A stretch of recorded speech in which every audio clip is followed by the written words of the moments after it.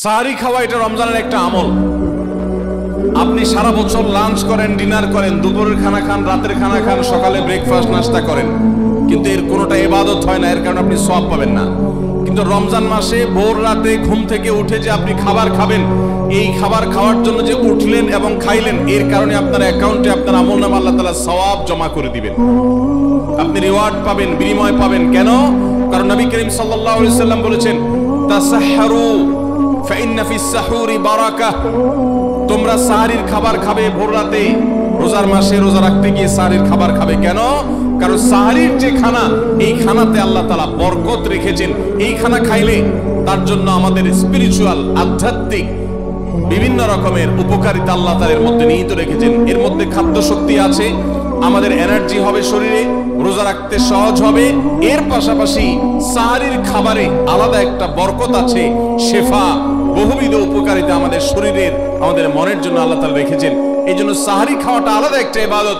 যদি আপনার সন্ধ্যা রাত্রে বেশি খাওয়া হয়ে যায়, সাহরিতে খানা খাওয়ার মতো মুড না থাকে, অন্তত এক ঢোক পানি, একটা খেজুর, সামান্য কিছু খেয়ে হলেও আপনি সাহরি খাবেন এবং তাতে আপনি সওয়াব পাবেন।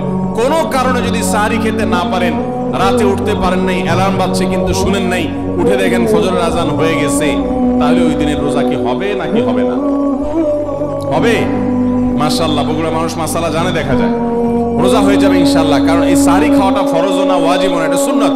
সুন্নাত ছুটে গেলে ইবাদত হয় না, ব্যাপারটা সেরকম না। সাহরি তো খাবো ঠিক আছে, কিন্তু সেটা শেষ সময়ে খাওয়া, দেরিতে খাওয়া। সাহরি কি আগে খাবেন না শেষের দিকে খাবেন? শেষের দিকে। কেন? কারণ নবী করিম সাল্লাল্লাহু আলাইহি সাল্লাম বলেছেন, লা ইয়াজালুন নাসু বিখাইরিন মা আজ্জালুল ফুতুর ওয়া আখারুস সাহুর। এই উম্মত, মুসলিম জাতি ততদিন পর্যন্ত কল্যাণের উপর প্রতিষ্ঠিত থাকবে, তারা কল্যাণকে স্পর্শ করতে পারবে যতদিন পর্যন্ত তারা সাহরি তাড়াতাড়ি খাবে না দেরিতে খাবে? দেরিতে খাবে। আর ইফতার তাড়াতাড়ি করবে। তাহলে সাহরি দেরিতে খাওয়া হলো সুন্নাত। আমাদের দেশে গ্রামে অনেক মুরব্বীরা এখনো আছেন, রাত 12টা, 1টা, 2টা বাজে সাহরি খেয়ে শুয়ে থাকেন। তারা চিন্তা করেন পরে খাইতে গেলে আবার বর্ডার ক্রস হয়ে যায় কিনা, সীমা লঙ্ঘন হয়ে যায় কিনা, রিস্ক নেওয়ার দরকার কি, এই জন্য 12টার সময় খেয়ে রাখি। এটার কারণে সাহরি খাওয়ার সওয়াব পাবেন ঠিকই, কিন্তু দেরিতে সাহরি খাওয়ার যে সুন্নত, সেই সুন্নত আদায় হবে না। এই জন্য দেরিতে খাবেন। দেরিতে খাওয়ার মানে আবার এরকম দেরি না যে আপনি আর মুয়াজ্জিন সাহেব দুজন কম্পিটিশন করছেন, আপনার হাতে খাবারের প্লেট আর মুয়াজ্জিনের হাতে মাইক, আপনি আগে শেষ করেন আর মুয়াজ্জিন আগে আজান দিবে, কম্পিটিশন চলছে। এত দেরি করে একেবারে লাস্ট মিনিট পর্যন্ত খাওয়া সুন্নাত নয়। কথা কি বুঝাতে পারছি? কয়েক মিনিটের গ্যাপ রেখে তারপরে খাবার শেষ করবেন। কারণ নবী করিম সাল্লাল্লাহু আলাইহি সাল্লাম সাহরি খেয়ে শেষ করে ফজর নামাজ শুরু করতেন, এর মধ্যে 50টা আয়াত পড়ার মতো গ্যাপ রাখতেন, অর্থাৎ প্রায় 10 মিনিটের মতো একটা গ্যাপ থাকতো। এই জন্য আমরা একটা গ্যাপ রেখে তারপর সাহরি শেষ করব। অর্থাৎ ফজরের আজান যদি হয় উদাহরণস্বরূপ 5:25 বা 30, তাহলে আমরা 2-4 মিনিট আগে সাহরি খেয়ে শেষ করবো ইনশাআল্লাহ। তাহলে সাহরি দেরি করে খাওয়া, শেষের দিকে খাওয়াটা সুন্নাত। আল্লাহ আমাদেরকে আমল করার তৌফিক দান করুন। রমজান মাসে সাহরির নামে একটা নতুন নাটক শুরু হয়েছে এদেশে, সেটার নাম হলো সাহরি পার্টি। আপনারা শুনেছেন? বিশেষ করে শহরের ছেলেফেলেরা, ইউ পোলাপান, তারা আজকাল ভোর রাতে বন্ধু বান্ধব সহ রেস্টুরেন্টে গিয়া সাহরি পার্টির আড্ডা বাইর করছে। শয়তানি এবং ফাইজলামির আর কোনো জায়গা নাই, সাহরির জন্য পার্টি বাইর করছে, তাও আবার ছেলে মেয়ে একসাথে মিলেমিশে। ভাইরা আমার, সাহরি খাওয়া ইবাদত, এবং সাহরির এই সময়টা দোয়া কবুলের সময়, তাহাজ্জুদের সময়। আল্লাহ তাআলা দুনিয়ার আকাশ থেকে ডেকে ডেকে বান্দাকে ক্ষমা করেন। এই সময়টাতে আড্ডাবাজি করা, এটা হতভাগা ছাড়া আর কারোর কোনো কাজ হতে পারে না। তাহলে রমজান মাসের রোজা রাখা এটা শুধু ফরজ না, মৌলিক ফরজ।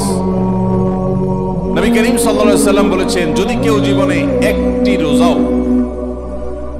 শরিয়া গ্রাহ্য ওযর ছাড়া কেউ যদি ভঙ্গ করে, রোজা না রাখে, রমজানের পরে যদি সে সারা জীবনও রোজা রাখে, দায় মুক্ত হয়তো হয়ে যাবে। সে কাজা আদায় করেছে, কাফারা আদায় করেছে, দায় মুক্ত হয়তো হয়ে যাবে।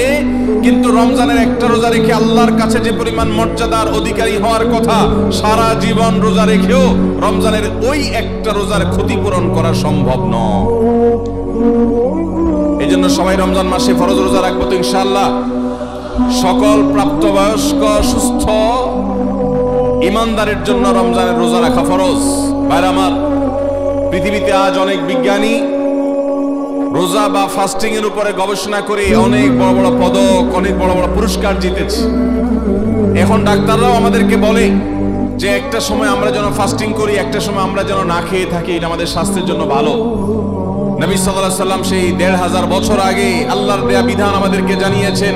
রমজানে পুরো মাস রোজা, শাবানে মুহররমে বেশি বেশি নফল রোজা, সোমবার বৃহস্পতিবার সাপ্তাহিক রোজা, চাঁদের ১৩, ১৪, ১৫ আইয়ামে বীজের মাসিক রোজা।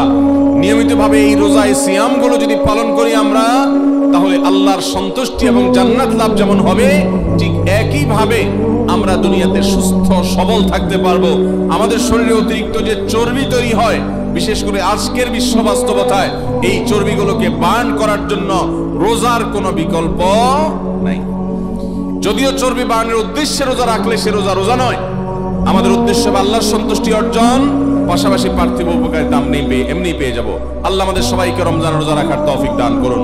ভাইরা আমার, নবী করিম সাল্লাল্লাহু আলাইহি ওয়াসাল্লাম তিনি বলেছেন, যে ব্যক্তি রমজানে ঈমান এবং ইখলাসের সাথে আল্লাহকে খুশি করবার জন্য রমজান রোজা রাখবে, আল্লাহ তার পূর্বের সমস্ত গুনাহ মাফ করে দিবেন। অনেক যুবক আছেন গ্যাস্ট্রিকের অজুহাতে, অনেকে আছেন প্লাস্টিকের অজুহাতে রোজা রাখেন না। কারো গ্যাস্ট্রিক, কারো প্লাস্টিক। সামান্য একটু রোজা রাখতে যে যুবক পারে না, সে নিজেকে মুসলিম দাবি করে কোন মুখে? মাত্র 12-14 ঘন্টা যে না খেয়ে থাকার মতো চ্যালেঞ্জ নিতে পারে না, সে আবার কিসের মুসলমান দাবি করে নিজেকে? এই জন্য ভাইরা সবাই রোজা রাখবো তো ইনশাআল্লাহ। বাসা বাড়িতে বাচ্চাদেরকে কৈশোর বয়স থেকে তাদেরকে রোজা রাখতে শেখাবেন। সাহাবায়ে কেরাম আশুরার রোজা পর্যন্ত বাচ্চাদেরকে রাখাতেন এবং তাদেরকে খেলনা দিয়ে ভোলাতেন, রোজা রাখতে তাদের সাহায্য করতেন। আজ এমন এক প্রজন্ম আমরা গড়ে তুলছি, যেই প্রজন্ম শুধু ভোগ শিখেছে, ত্যাগ শিখে নাই। বাচ্চা কাচ্চাদেরকে দেখবেন মা বাপ বড় বড় মোবাইল, স্মার্টফোন তাদের হাতে তুলে দিচ্ছেন। তারা মুখ দিয়ে কোনো কথা বললেই সেটা নেওয়ার জন্য, কেনার জন্য বাপ মা অস্থির ব্যাকুল হয়ে যাচ্ছেন। তাদেরকে সংগ্রাম, ত্যাগ, চ্যালেঞ্জ নেওয়া, এগুলো তাদেরকে শেখাচ্ছেন না। মনে রাখবেন, ভোগ করতে কোনো যোগ্যতার দরকার হয় না, ত্যাগ করতে যোগ্যতার দরকার হয়। ভোগ করতে সবাই পারে, ত্যাগ করতে সবাই পারে না। এই জন্য সন্তানকে ভোগ নয়, ত্যাগ শেখাতে হবে। আল্লাহ আমাদেরকে তৌফিক দান করুন। আপনার বাচ্চা যদি রোজা রাখা শিখে, শখ করে রোজা রাখে, তাকে বাধা দিবেন না, তাকে রোজা রাখতে দিবেন। কারণ সে রোজা রাখার মধ্য দিয়ে গরিব অভাবী মানুষের কষ্ট অনুভব করবে, ফিল করবে। সে রোজা রাখার মধ্য দিয়ে আল্লাহর নৈকট্যের ফিলিংস তার মধ্যে আসবে, ইসলামী সংস্কৃতিকে সে অনুভব করবে, আঁচ করবে। এই জন্য সন্তানকে কৈশোর বয়স থেকেই, কিশোর বয়স থেকেই তাকে রোজা রাখতে সাহায্য করবেন ইনশাআল্লাহ। ঠিক আছে না ভাই?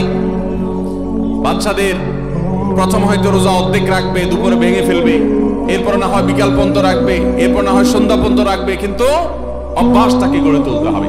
আল্লাহ আমাদেরকে তৌফিক দান করুন। ভাইরা আমার, তাহলে রমজানের প্রধান আমল রোজা রাখা। এই রোজা ইচ্ছাকৃত শরিয়া গ্রাহ্য ওজর ছাড়া ভাঙা জায়েজ নাই, হারাম। যদি কেউ ভাঙে অথবা না রাখে সে ফাসিক। অতএব এই রোজার চর্চা আমাদের করতে হবে। আল্লাহ আমাদের সবাইকে